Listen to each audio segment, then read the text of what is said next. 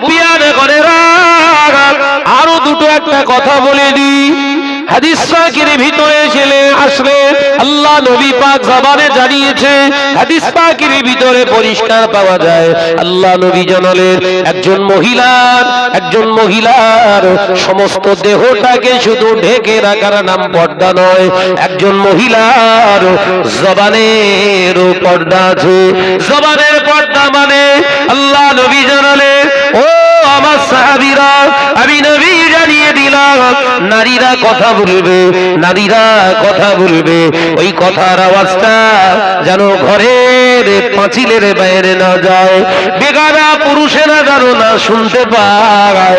মহিলার গলার আওয়াজ যদি বেগানা পুরুষেরা শুনতে পায়, ওই নারীকে আল্লাহ জাহান্নামের আগুনে জ্বালাবে, ওই নারীকে আল্লাহ জাহান্নামের খোরাক বানাবে। কোন নারীর আওয়াজ, বেগানা নারীর আওয়াজ যদি কোন পৃথিবীর মৌলানা, পৃথিবীর কোন হাফেজ সাহেব, পৃথিবীর কোন ইমাম সাহেব, পৃথিবীর কোন পীর সাহেব যদি কোন বেগানা নারীর কণ্ঠস্বর আওয়াজ, কণ্ঠের আওয়াজটা যদি বারে বারে শুনতে থাকে, ওর ভিতরে জেনার গুনাহ হওয়ার সম্ভাবনা আছে। ওটা হলো কানের জেনা। আমি মাওলানা ওয়াজ করলাম আজকে আপনাদের মালিয়াড়িতে, পরের বছর আবার ওয়াজ করতে এলাম আর বললাম আপনাদের মালিয়াড়ির ঘরের মেয়েদের লিয়াসু এখানে বসে বসে দুটো গজল কিংবা কেরাত করবে অথবা কোরআন তেলাওয়াত করবে। আপনি বলুন, আমি আগের বছরে যে ওয়াজ করে গেলাম, এবছরে যদি সেই ওয়াজের বিরুদ্ধে আমার চরিত্র তৈরি হয়, এটা আসলে প্রকৃত পক্ষে মাওলানা না, মাওলানা রূপে ইবলিস। কথা বলছেন না কেন? এ মাওলানা রূপে ইবলিস কাজ করছে তো, কথা বলছেন না কেন? আগের বছরের রাসূলুল্লাহর হাদিস দিয়ে বুঝিয়ে গেলাম, মহিলাদের কণ্ঠস্বর বেগানা পুরুষদের শোনা হচ্ছে কিসের গুনাহ? কিসের গুনাহ? কানে জিনা। কিসের গুনাহ? কানে জিনার গুনাহ। ভাই আলহামদুলিল্লাহ হাদিসটা সহিহ, হাদিসটা সহিহ, কিতাবে এসেছে মহিলাদের কণ্ঠস্বর বেগানা পুরুষদের জন্য শোনা সম্পূর্ণ হারাম। এখন যদি আমি শাহনাজ আমার এই বছরে এসে বলি, কোচি এটা কেরাত পড়, আচ্ছা কেরাত ছেড়ে দে, এটা গজল পড়, তাহলে আপনারা তো শ্রোতা, কথা বলছেন না কেন? আগের বছর শুনলেন হারাম, এবছর সেই হুজুর যদি এসে হালাল বানিয়ে দেয়, তাহলে জানতে হবে হুজুর না বলো, এর কাছে ওহী নাযিল হচ্ছে। কথা বলছেন না কেন? আমি কি ভুল বকতিস নাকি বলেন? এর কাছে ওহী এসেছে, জিবরাইল এসেছে, জিবরাইল মারাফত ওটা চেঞ্জ করে দিয়েছে আল্লাহ, নাউজুবিল্লাহ বলেন। তাহলে আসলে মাওলানা রূপে কাজ করছে কে? এগুলো তুলে ধরলে বলছে আমাদের বিরোধিতা করছে। তুই কে? কোথাকার কে? দুটো আমরা ভাতে দে, তোর বিরোধিতা করে গেলে লাভ কি আমার? কথা বলছে না কেন? আমি শাহনাজ তো কথা বলবো আল্লাহর জন্য।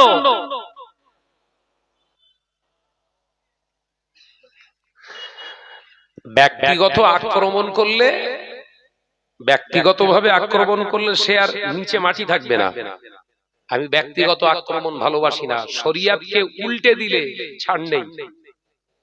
আমি শাহনাজ যদি অপরাধ করি, অবশ্যই আপনার অধিকার আছে আমাকে শাসন করার, কিন্তু আপনি সমাজে বড় সাজবেন, নেতা সাজবেন, নেতা বড় সাজার মতো কাজ করছেন কোথায়? তো ছোটর মতো কাজ করছেন আপনি। কথা ঠিক না ভুল জোরে বলেন। তাই আমাদের এই মজলিস থেকে সচেতন হতে হবে। আমরা যাদের বক্তব্য শুনবো, যে হুজুর বক্তব্য দিচ্ছে, ওই হুজুরটা ওই বক্তব্যের উপরে আমল করছে কিনা।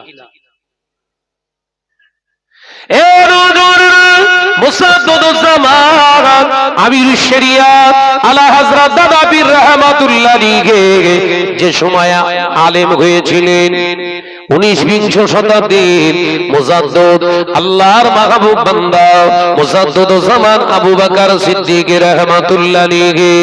ওই সময়ে বহু আলেম সমাজে ছিল, হাজার হাজার আলেম ছিল। হাজার হাজার আলেম থাকার পরেও কেন দাদা পীর রাহমাতুল্লাহ আলাইহির ঘাটে সবাই বায়াত হয়েছিলেন?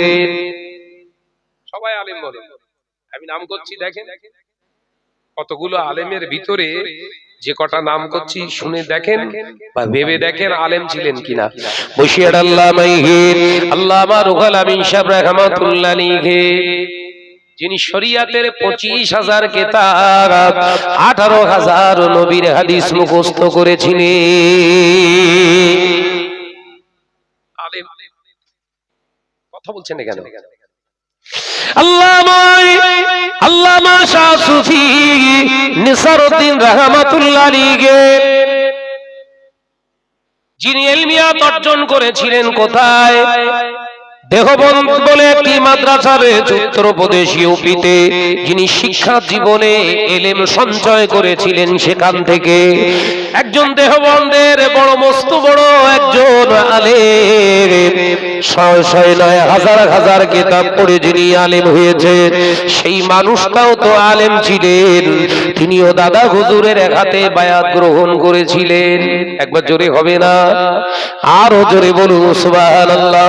একটা দুটো নয়, 18টা ভাষায় যিনি কথা বলতে পারতেন, 13 থেকে 14টা ভাষায় যিনি এমএ করেছিলেন, তার নাম হলো ডক্টর শহীদুল্লাহ।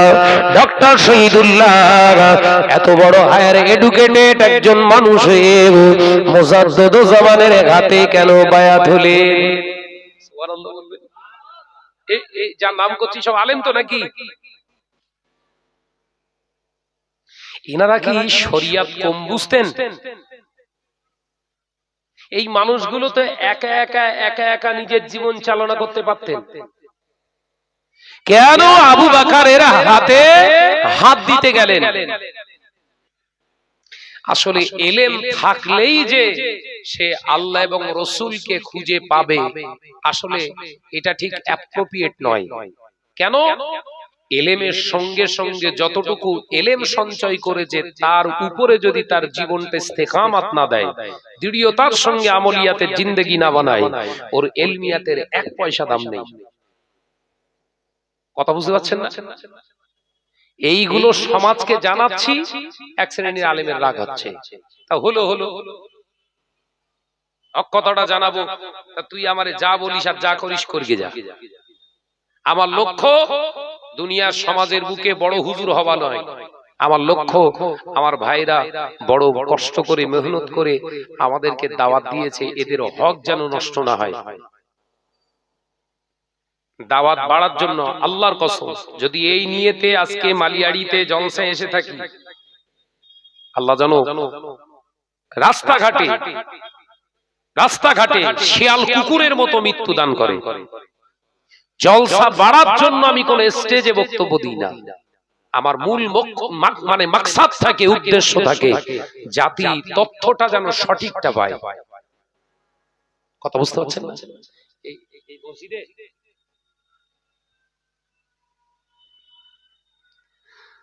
দাওয়াত পাওয়ার লক্ষ্য নয় তো। আপনারা আমাদেরকে ভালোবেসে দাওয়াত করেছেন শরিয়াতটাকে মূল্যায়ন করার জন্য, ছেড়ে যাওয়া জিনিসটাকে ধরে নেওয়ার জন্য, তাই তো নাকি? হালাল হারাম বোঝার জন্য, আদেশ নিষেধ জানার জন্য, চলবে না এটাকে জাস্টিফাই করার জন্য আলেমরা এসেছে। একথা ঠিক না? বুঝতে বলে তা সেগুলো যদি বাদ দিয়ে শুধু কাহিনী ধুনে যায় আর পরে সমালোচনা করি, তাহলে ওয়াজ করলুম কখন? আমি যে কথাগুলো বলছি এই আদেশ নিষেধ হালাল আর হারামের ভিতর দিয়ে কিন্তু কথা বলছি।